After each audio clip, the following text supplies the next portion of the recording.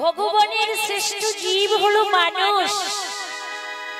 আমরা এসেছি শুধু ভগবানের নাম করবার জন্য। সংসার তো আমরা করবই, সনাতন ধর্ম তো শ্রেষ্ঠ ধর্ম। সনাতন ধর্মের মধ্যে থেকেও আমরা হরি কথা কৃষ্ণ কথা কি ভুলবো না। ওমা দেখুন, আজ গৌরহরি আমার, গৌরহরি আমার বললেন অদ্বৈত আচার্যকে, অদ্বৈত আচার্যকে কি বললেন? অদ্বৈত, ও অদ্বৈত বলো তো ভক্তি বড় না জ্ঞান বড়? বলতে পারে না মা, ভক্তি বড় না জ্ঞান বড়? ভক্তি বড়। ভক্তি বড় আমরা কেমন করে জানবো বাবা? আমাদের এক দাদা ভাই দীনকৃষ্ণ ঠাকুর, উনি তো বলছেন ভক্তি টক্তি লাগবে না, জ্ঞান থাকলেই ভগবানকে পাওয়া যাবে। মন মন্দির লাগবে না, মঠ মন্দিরের দরকার নেই, ছেলে মেয়ে স্কুলে পাঠালেই হয়ে যাবে। তাহলে চৈতন্য মহাপ্রভু বাবা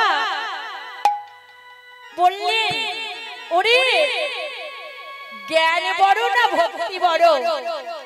অদ্বৈত ঠাকুর আমার প্রভুর কথা শুনে বললেন কেন ঠাকুর? এই প্রশ্ন তো অতি সহজ। সর্বকালে সর্বযুগে বড় হয় জ্ঞান, জ্ঞান যার নাই তার ভক্তিতে কি কাম? কি বললেন বাবা? অদ্বৈত প্রভু বললেন সর্বযুগে সর্বকালে বড় হয় জ্ঞান, জ্ঞান যার নাই তার ভক্তিতে কি কাম? যখন বললেন চৈতন্য মহাপ্রভু আবার চোখে জল রাখতে পারলেন না, কাঁদতে কাঁদতে উঠে যে অদ্বৈতের গালে ঠাস করে চড় মারলেন। বললেন অদ্বৈত ভক্তি সহযোগে আমাকে ডেকে এনেছো, তুলসী পত্র করে সুরধুনি জলে নেমে, সুরধুনির জলে নেমে দুটি বাহু তুলে চোখের জল সুরধুনিতে দিয়ে আমাকে বলতে প্রভু তুমি এসো, প্রভু তুমি এসো, তুমি না আসলে এই কলিহত জীবকে কে ধরাবে? তুমি এসো, তোমার নয়নের জলে অদ্বৈত, তোমার নয়নের জলে আমি এই পৃথিবীতে এসেছি। এসে তোমাকে বলেছিলাম না অদ্বৈত আমি এসেছি, তবে আমার কাজ কি জানো? পরিত্রাণায় সাধুনা বিনাশায় দুষ্কৃতা ধর্ম সংস্থাপনার্থায়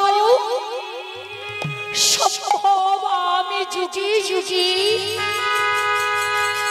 আমি সাধুগণের পরিত্রাণের জন্য, দুষ্টকারীদের বিনাশের জন্য, ধর্ম সংস্থাপনের জন্য অদ্বৈত আমি শুধু এই যুগে নয়, সত্য ত্রেতা দাপর কলি সমস্ত যুগেই আমি এসেছি শুধু এই সাধুগণের পরিত্রাণের জন্য। অদ্বৈত আমাকে নয়নের জলে ডেকে ডেকে এনে এখন সেই ভক্তিকে লুকাইয়ে রেখে তুমি জ্ঞানকে তুলে ধরছো। তুমি জানো না ভক্তি দদাতি জ্ঞান, জ্ঞান দদাতি বিনয়ম। ভক্তি জ্ঞান দান করি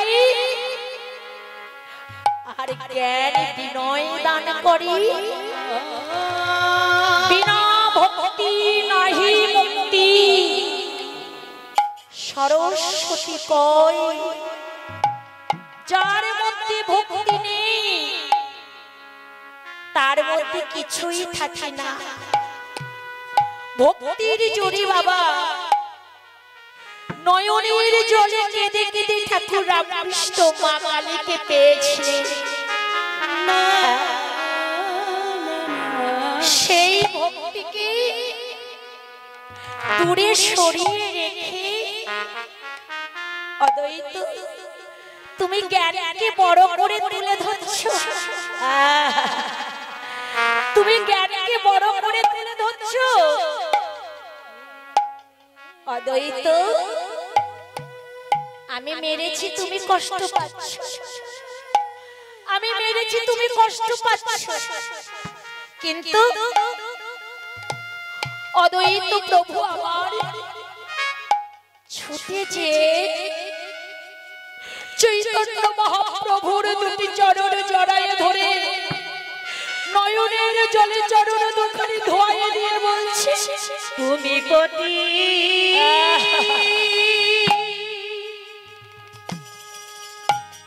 পাবন হরি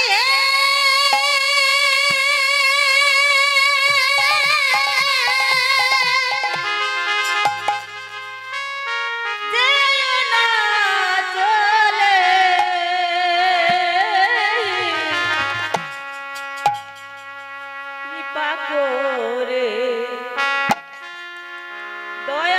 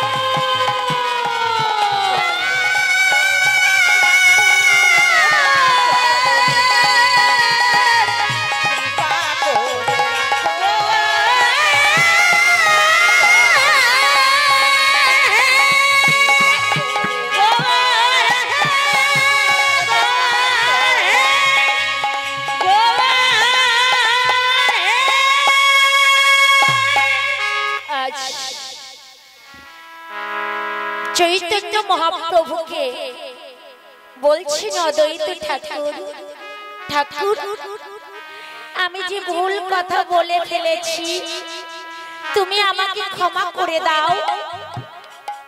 অদ্বৈত,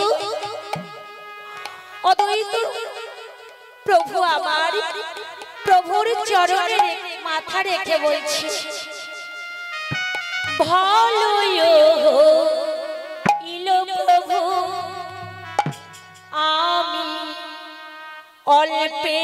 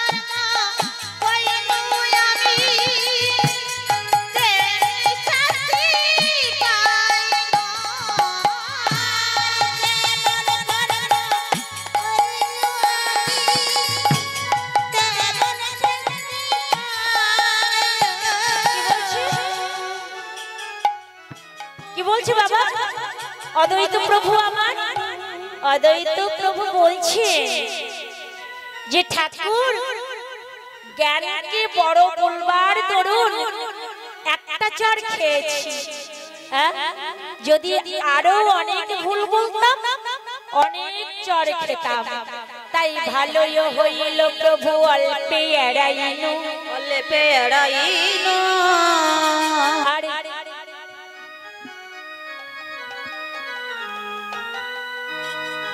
আর যেমন কর্ম কইনু আমি তেমনি শাস্তি পাইনু, যেমন কর্ম কইনু আমি। হরি বল, হরি বল, হরি বল।